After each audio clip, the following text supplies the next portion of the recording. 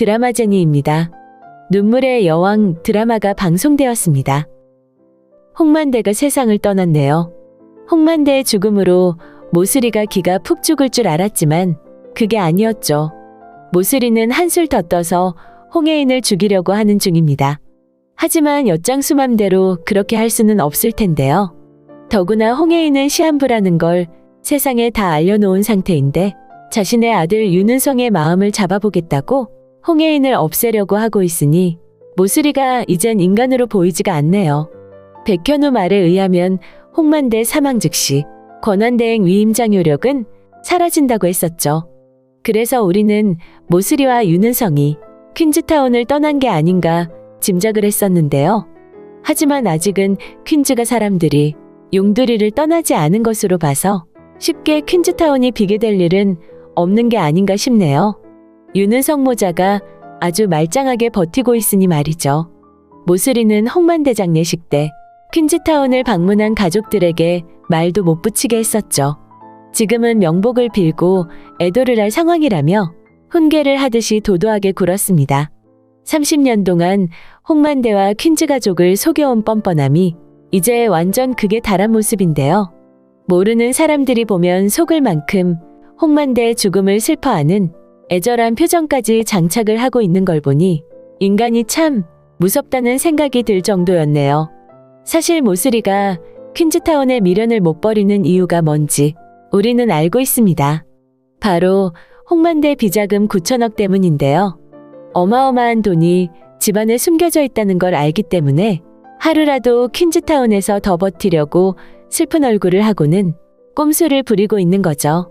사실 비자금이 숨겨진 곳이 패닉룸일 거라 짐작을 하고는 있지만 윤은성 모자는 패닉룸이 집안에 어디에 있는지조차 감을 못 잡고 있는 입장인데요. 하지만 퀸즈 가족들은 달랐죠. 홍만대의 영정을 들고 퀸즈타운을 찾은 퀸즈가 사람들은 엘리베이터를 통해 패닉룸 입구로 이어지는 통로를 발견했는데요. 그렇지만 통로만 발견한다고 비자금을 찾을 수 있는 건 아닙니다. 특별 설계까지 한 패닉룸이 손잡이만 돌리면 활짝 열리는 그런 평범한 방은 아닐 테니까요. 당연히 금고처럼 단단히 봉쇄된 입구를 통과해야 그 안으로 들어가는 문이 열리게 되겠죠. 아마도 홍해인 가족들은 패닉룸으로 들어가는 비밀번호를 찾는 일에 골머리를 앓게 될 것으로 짐작이 됩니다. 당연히 그 부분은 홍해인이 홍만대에게 맡겨둔 녹음펜이 시원하게 해결을 해주게 될 거라 생각이 되지만 또 난감한 일이 있습니다. 패닉룸에 9천억이 들어있다는 걸 알게 된다고 해도 윤은성 모자 모르게 밖으로 꺼내오는 건 위험천만한 일이라는 것이죠. 위험 부담을 안고 비자금을 꺼내오기보단 퀸즈타운에서 모슬이와 윤은성을 내보내는 일이 더 빠를 수도 있는 거고요. 비자금 문제로 정신이 없는 가운데 백현우는 윤은성이 퀸즈를 집어삼킬 때와 똑같은 방법으로 윤은성 유인하는 방법을 만들어냈습니다. 처음엔 망설였던 윤은성이 워낙 돈이 급하게 되자 생각 이상으로 빠르게 백현우가 만든 덫에 걸려들고 말았는데요. 윤은성은 기자회견장에서 홍해인이 밝힌 사실 때문에 퀸즈그룹 주가가 폭락하고 퀸즈그룹의 위신이 땅에 떨어져 여러모로 곤란을 겪고 있는 상황입니다. 어떻게 해서든 돈이 오가는 길을 뚫어야 하는 윤은성 입장에선 백현우가 판을 깔아놓은 솔깃한 투자 사업에 눈을 돌릴 수밖에 없는 입장이 되었죠. 당장은 급전이 너무도 필요한 상황이니까요. 윤은성은 퀸즈그룹을 장악할 때 퀸즈 주식을 확보하기 위해 그룹의 임원들을 공략했었죠.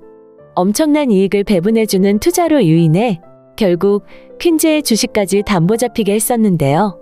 지금 딱 윤은성이 그런 상황에 처하게 되었네요. 백현우가 친구 김양기한테 말했듯이 자신은 퀸즈가 당했던 방법 딱 그대로의 방법으로 윤은성을 위기로 몰아넣어 퀸즈를 구해낼 거라고 했었는데요. 자신이 급전을 위해 투자하는 배후에 백현우가 있다는 걸 꿈에도 모르는 윤은성은 투자 이익이 크다는 사실만 믿고는 자신이 가진 퀸즈 주식을 모두 다 털어넣은 것으로 보이네요. 퀸즈 임원들이 조이사의 꼬임에 빠져 윤은성에게 퀸즈 주식을 갖다 바친 바로 그 방법 그대로 말이죠. 거기다 윤은성은 자신의 바운더리에 들어왔다. 다시 돌아간 홍혜인에 대한 생각을 접을 수가 없습니다. 얼마 전 모슬이에게 말했듯이 윤은성은 퀸즈를 장악한 이유가 모슬이와는 완전히 달랐었죠. 윤은성이 했던 모든 일은 홍혜인 때문이었네요. 어려서부터 닿을 수 없었던 홍혜인의 위상이었지만 자신이 퀸즈를 장악하게 되면 자연스럽게 홍혜인이 자신의 여자가 될 거라 생각했던 건데요. 윤은성이 홍혜인에게 말했듯이 자신이 홍혜인을 좋아하게 된 건 역사가 깁니다. 아주 오래전 9살 때의 바닷가로 시간을 거슬러 올라가야 하는데요. 어떤 여름 윤은성은 모슬이가 오라는 대로 어떤 바닷가로 불려갔습니다. 거기서 모슬이는 윤은성에게 보트에 구멍을 내놓으라 시켰었죠. 반드시 보트 위에 탄 사람들이 모두 바다로 빠지게 만들어야 한다고요. 엄마와 함께 될 날만 기다렸던 윤은성은 그날이 빨리 올 거라는 믿음하에 모슬이가 시키는 대로 했던 것으로 보이네요. 일단 구멍을 내놓고 보니 보트에 타고 있던 사람은 윤은성 또래의 아이들이었는데요. 윤은성은 보트에 구멍을 내놓고는 사람들이 물에 빠지게 되는 상황을 모두 지켜보았습니다. 예상과 달리 남자아이는 헤엄쳐 바로 수면 위로 올라왔는데요. 윤은성은 모슬이가 보내는 눈짓을 알아채고는 빠르게 남자애를 다시 바닷속으로 밀어넣었네요. 그리고 그와 동시에 해병대 캠프에 참가했던 한 남자아이가 물속으로 들어오는 것을 보았네요. 해병대 어린이는 물속에서 허우적거리는 여자애를 구출해냈습니다.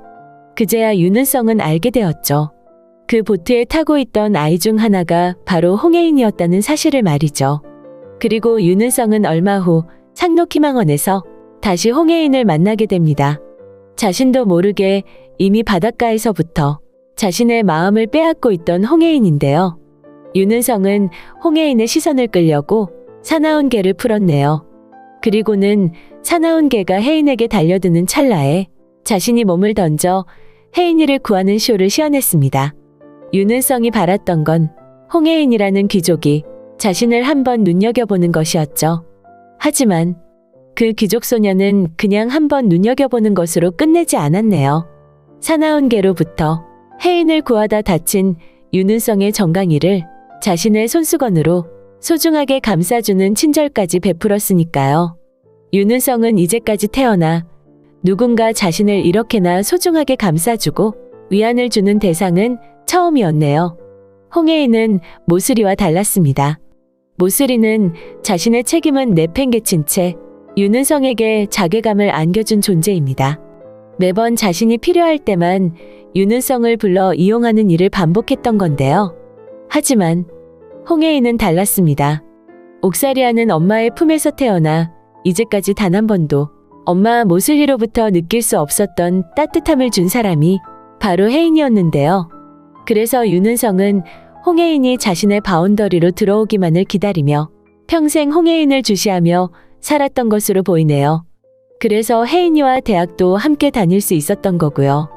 모슬이는 윤은성이 혜인으로부터 아직 마음을 정리하지 못하고 있다는 걸 잘 알고 있습니다. 그래서 희망원 원장과 미국의 양부모를 자신이 어떻게 했는지까지 윤은성에게 말해주면서 계속 이런 식이면 홍혜인을 죽여버릴 수도 있다는 말을 하게 되는데요. 모슬이 같은 사람은 말 한마디 한 것으로 끝내지는 않는 사람이죠. 결국은 자신이 한 말을 실천에 옮기게 됩니다. 홍혜인과 백현우가 독일에 치료차 떠난 걸 알게 된 모슬이는 자연스럽게 타지에서 혜인의 목숨을 끊을 계획을 하는데요. 앞서 말씀드렸듯이 홍혜인은 시한부 삶을 살고 있습니다. 남은 날이 몇 달이 될지 몇 주가 될지 모르는 입장인데요. 그럼에도 불구하고 모슬이는 당장 윤은성에게서 혜인을 없애버리겠다는 일념으로 독일에서의 교통사고를 만들고 말았네요. 하지만 충격은 모슬이가 노린 그 자동차에 윤은성이 타고 있었다는 사실입니다. 윤은성이 홍혜인 대신 죽으려고 그랬던 건 아니죠. 다만 홍혜인과 백현우가 독일로 떠난 걸 알게 된 윤은성이 부랴부랴 뒤따라 독일로 갔던 건데요. 순간적인 순간에 홍혜인과 윤은성이 자리를 바꿔 다른 차를 타게 되는 바람에 홍혜인 대신 윤은성이 자동차 사고를 당하게 되겠네요. 모슬이가 30년 퀸즈가에 살면서 정말 원했던 건 무엇일까요? 자신은 남의 시종 노릇을 하며 살았다고는 하지만 그 집은 재벌집이었죠. 하지만 윤은성의 삶은 그렇지 않았습니다. 이름까지 바꾸고 고아원에서 어린 시절을 보내다 말도 안 통하는 외국 부모에게 입양을 갔었던 건데요. 모슬이가 30년 그렇게 살았던 이유가 정말 윤은성을 위했던 것일까요? 아니면 자기 자신이 편해지기 위해 윤은성을 희생시켰던 것일까요? 이제와 다시 물어본다면 윤은성은 말하겠죠. 고기 들어가지 않은 미역국에 교복도 제때 못 사는 아이가 되더라도 엄마와 함께 지내는 평범한 아이로 살았으면 좋았을 거라고 말이죠. 모슬이의 30년은 과연 누구를 위한 세월이었을까요? 다시 한번 짚어보면 좋겠네요. 드라마젠이었습니다. 재미있으셨다면 구독과 좋아요 부탁드릴게요. 감사합니다.